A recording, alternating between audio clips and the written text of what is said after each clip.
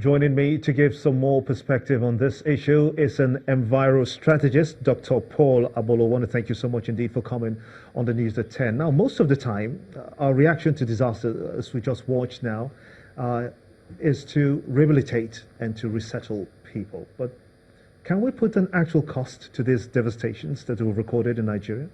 Yes. Previously, we had an estimate of 2.5 trillion. And what we are witnessing now is going in excess of 3 trillion naira, which is quite huge. But you're looking at the budgetary cost, you're looking at the finance cost. There are other hidden costs associated with this. Lives have been impacted. Families have lost their property to which they have so much attachment to. Many people are living in the camps, in the IDP camps, and many people don't even know what will happen in the future. So you need to look at the financial cost, but beyond the financial cost, there are other costs associated with it. You also need to look at the socio-economic impacts. The four frontline states we have in Nigeria, Anambra, Delta, Kogi, and the Niger states, they were heavily impacted. Anambra state is number one, like you know. You find that over 500,000 hectares of farmland was impacted. 24% of the population is impacted. 36% of the land mass is impacted. 50 schools are affected. 30 health centers are affected. So it's tremendous. It's a lot. And part of the problems is that we do not keep data. So because we do not keep data, it's easy to forget. It's like the gentleman I work with in Anambra State, Michael Evenso. He's able to keep a lot of data because once you have the data, you're able to plan ahead. And I also like us to look at the REMA principle. The REMA principle talks about you need to look at the roots, you look at the impacts, mitigation and adaptation.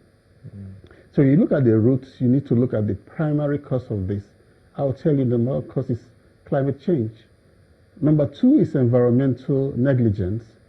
And then the number three, a few other causes that you can add onto it. Like people say that you have to release the water from the dam, but something made the dams to overflow. So when you look at this, you look at the impacts, which is the next. You look at how lives have been impacted. You look at what it's doing to the economy. You look at what it's doing to the food security. But the most important is to look at the mitigation. What are we doing to mitigate these effects? But are we doing that? Are we doing that? If you look at especially the worst hit states, as you said, Niger State and Anambra State, Kogi State as well, are these states doing the necessary? Are they taking the necessary steps? Because people are really concerned. They are. Thank you so much. They are doing what they need to do, but you need to look at this from a broader perspective. Look at the climate change impact. The polluter pays. Somebody primarily caused this. Developing nations only contributed 4% to what is happening. So somebody needs to be held accountable. And there's a recourse for that. We need to look beyond our immediate environment for solution.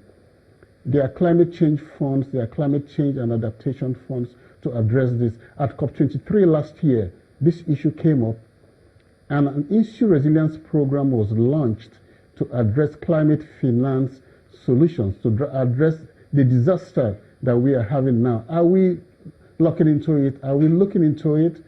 African Risk Capacity is a member of the issue resilience. Because the government here is also trying to help those that are trapped in this kind of situation. Yes, they released, as a matter of fact, they released about 3 billion naira to try to help people who are caught up in flood situations. What did you say? 3 billion? Yes. What is 3 billion?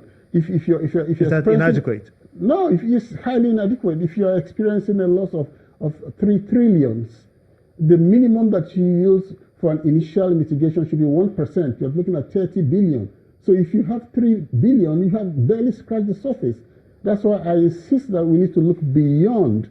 If you look at what is happening outside the shores of this, if we engage with the global climate change action, we will be able to get some support. Last year, Haiti got 23.4 million for Catherine Matthews. Before then, there was a $50 million that was given for Hurricane Irma and Maria. So we are looking at this issue very local.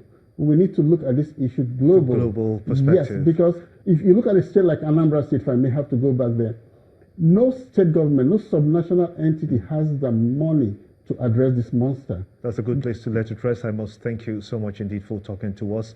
An environmental strategist, he calls it, Dr. Paul Abolo. Many thanks indeed for talking to us for having here me on the News at 10.